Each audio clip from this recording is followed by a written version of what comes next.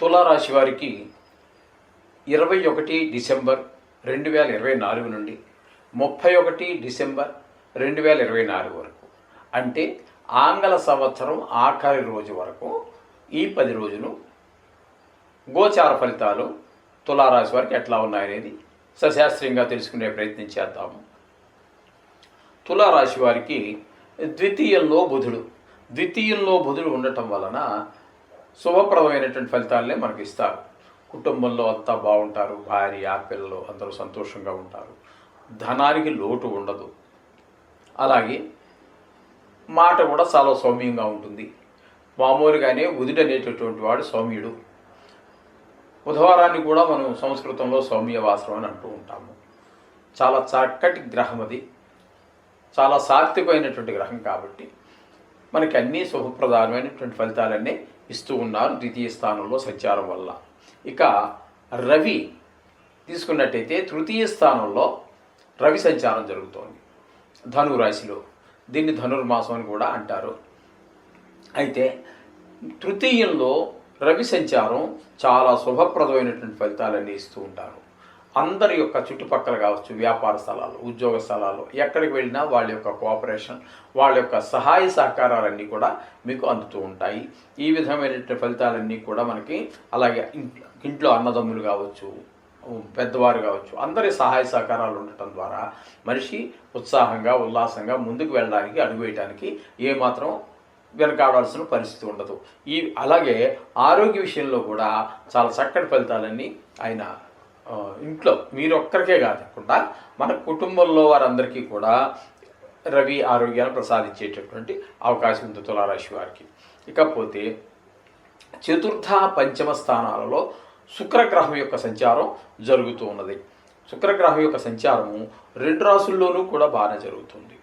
తద్వారా ఇంకేంటంటే చతుర్థ స్థానంలో ఉన్నప్పుడు ఒక 8 రోజులు, పంచమ స్థానంలో ఒక 3 రోజులు జరుగుతుంది.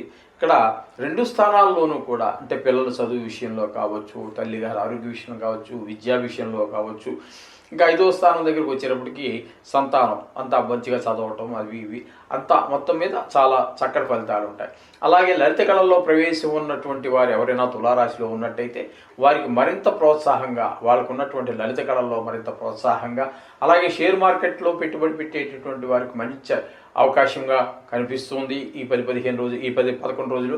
ఈ విధంగా శుక్ర భగవానుడి యొక్క అనుగ్రహం వల్ల మీకు కనిపిస్తుంది. లలిత కళలో ప్రవేశం ఉన్న వారికి, అంటే టీవీ రంగంలోను, సినిమా రంగంలోను, ఈ సోషల్ మీడియాలో ఉన్నటువంటి వారికి కూడా చాలా చక్కటి ఫలితాలు ఉంటాయి. అలాగే పల్లెల్లోకి వెళ్ళినట్టయితే అక్కడ ఉన్నటువంటి కొన్ని కళలు ఉంటాయి అక్కడ పల్లెటూరుల్లో కూడా.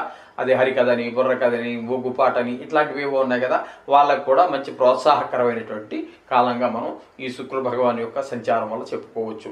ఇకపోతే పంచమ స్థానంలో శని యొక్క సంచారం జరుగుతోంది.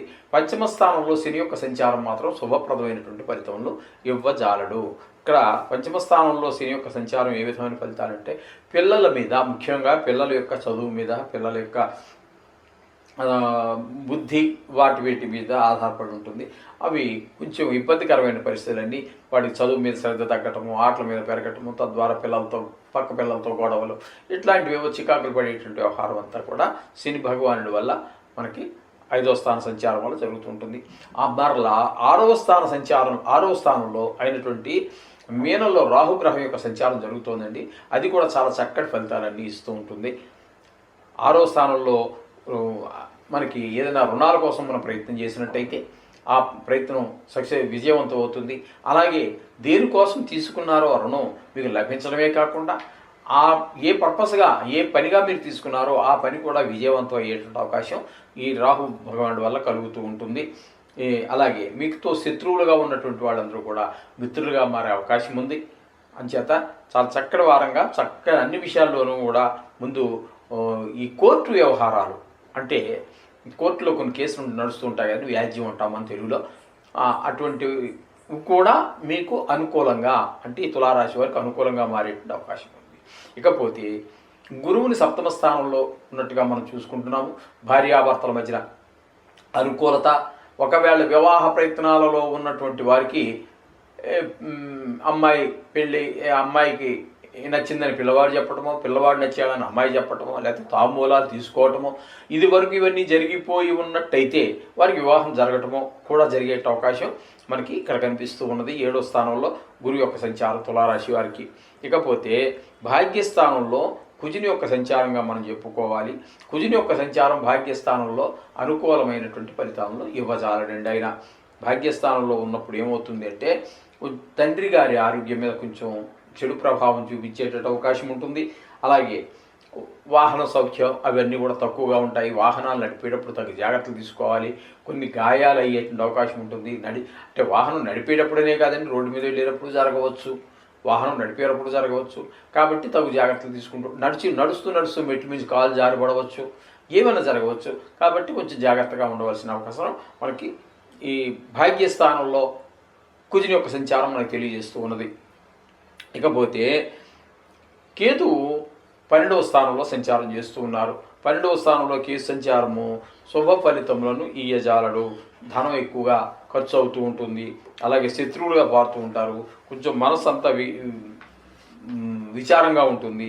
కొంతమందికి అంటే ఇది మనం చెప్పుకున్నాం కదండి, కొన్ని కోట్ల మందికి రాశిగత ఫలితాలు కాబట్టి సుమారుగా మనం అప్రాక్సిమేట్గా 70 కోట్ల జనాభాకి ఇందులో కొంతమంది ఖైదు శిక్ష విధింపబడవచ్చు, కొంతమందికి ధన నష్టం జరగవచ్చు, కొంతమందికి కర్తర నష్టం జరగవచ్చు.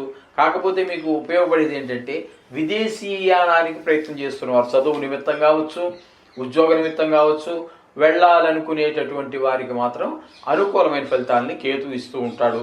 అలాగే ఇక్కడ మీకు కొంచెం మోక్షానికి అంటే మోక్షకారకుడు కాబట్టి కొంచెం తీర్థయాత్రలు వెళ్ళడానికి కొంచెం అవకాశం ఏర్పడవచ్చు.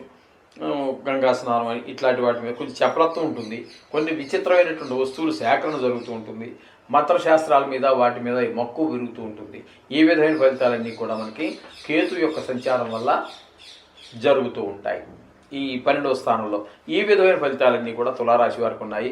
ఇక్కడ మొత్తమే చెప్పుకోవాలి అంటే తులారాశి వారికి ఈ 10 రోజులు కాలము కూడా అనుకూలం అని చెప్పుకోవాలి. ఎందుకంటే ద్వితీయంలో బుధుడు అనుకూలంగా ఉన్నాడు, తృతీయంలో రవి అనుకూలంగా ఉన్నాడు, చతుర్థ పంచమ స్థానాలలో శుక్రుడు అనుకూలంగా ఉన్నాడు, షష్టమ స్థానంలో రాహు అనుకూలంగా ఉన్నాడు, గురువు అనుకూలంగా ఉన్నాడు.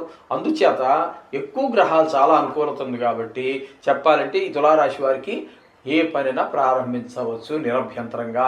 ఈ 10 రోజుల్లో మీకు శుభప్రదమైనటువంటి ఫలితాలన్నీ కూడా మీకు ఏర్పడడానికి అవకాశం గోచార రీత్యా, ఇది జాతక రీత్యా కాదండి, జాతక రీత్యా జాతకానికి మనం అనుసంధానం చేసుకోవాలి. నిష్ణాత నీరు వాళ్ళ చేత రాయించుకోండి, అటువంటి సౌకర్యం మన దగ్గర ఉంది. అట్లాగే పరిష్కారాలు బాగలేనటువంటి గ్రహాలకి ఏమైనా పరిష్కారాలు చేసుకోవాలంటే కూడా ఆ సౌకర్యం కూడా మా దగ్గర ఉన్నది. అంతా ఇక్కడే ఉండాలని ఏం లేదండి, మీరు ఎక్కడ ఉన్నప్పటికీ ఆన్లైన్లో చూపించడం జరుగుతూ ఉంటుంది. అట్లాగా ఆ సౌకర్యాలన్నీ మన దగ్గర ఉన్నాయి, దీన్ని వినియోగించుకోండి. ఏదేమైనప్పటికీ కొన్ని గ్రహాల అనుకూలత ప్రతికూలతలు ఉండనే ఉంటాయి. మానవుడుగా జన్మిస్తే సాక్షాత్తు భగవంతుడే మానవుడుగా జన్మించినా దీని నుంచి తప్పించుకోలేడు. ఒక రాముడిని తీసుకోండి, ఒక కృష్ణుడిని తీసుకోండి, ఎంతమంది మహానుభావులు ఇంకా చాలామంది ఉన్నారు. సాక్షాత్తు విష్ణుమూర్తి అవతారంగా రాముడు కృష్ణుడు ఉన్నట్టు మనకి తర్వాత ఇంకా చాలామంది దైవ సంబూతులు చాలామంది, ఎవరికి ఇందులోంచి తప్పించుకునే అవకాశం అయితే లేదు, అనుభవించి తీరవలసిందే. అటువంటి వాటిని మనం ఈ పరిష్కారాల ద్వారా కొంచెం తప్పించుకునే అవకాశం ఉంటుంది, మనకు ఖచ్చితంగా ఉంటుంది. అని చేత మీరు ఈ నవగ్రహాల్ని రోజు పూజించుకోవడం చేయండి.